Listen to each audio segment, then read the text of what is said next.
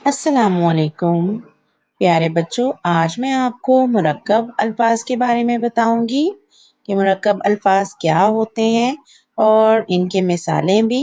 तो चलिए शुरू करते हैं। मुरक्कब अल्फाज ऐसे अल्फाज होते हैं जो दो या दो से ज्यादा अल्फाज के मिलने से बनते हैं और ये मिलकर एक नया लफ्ज बनाते हैं जिसका मफहूम भी मुख्तलिफ होता है। मिसाल के तौर पर ये चिड़िया है और ये एक घर है। जब ये दोनों लफ्ज मिलेंगे तो चिड़िया घर बन जाएगा। आप सबको पता है कि चिड़ियाघर कहते हैं जू को।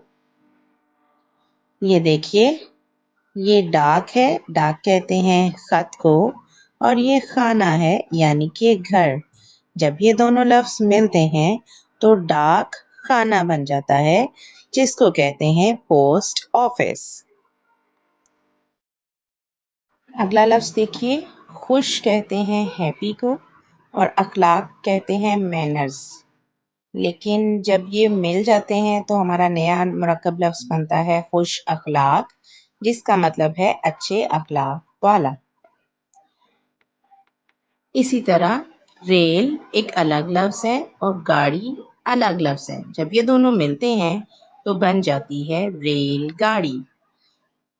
क्या बन जाता है? रेलगाड़ी। रेलगाड़ी एक मुरक्कब लफ्ज है। अब अगली तस्वीर को देखिए। ये एक लफ्ज है बीमार और दूसरा लफ्ज है पुरसी। पुरसी का मतलब होता है सवाल पूछना, कुछ पूछना। अब बीमार पुरसी जब मिल जाते हैं तो एक नया लफ्ज बन जाता है जिसका मतलब है बीमार की इयादत करना या उसकी तबीयत पूछना। इसी तरह हमारा अगला लफ्ज है दुकानदार। ये दोनों लफ्ज जब मिल जाते हैं तो दुकानदार बन जाता है, जो कहते हैं शॉपकीपर। इसी तरह हमारा अगला लफ्ज है खूब। खूब का मतलब होता है अच्छा।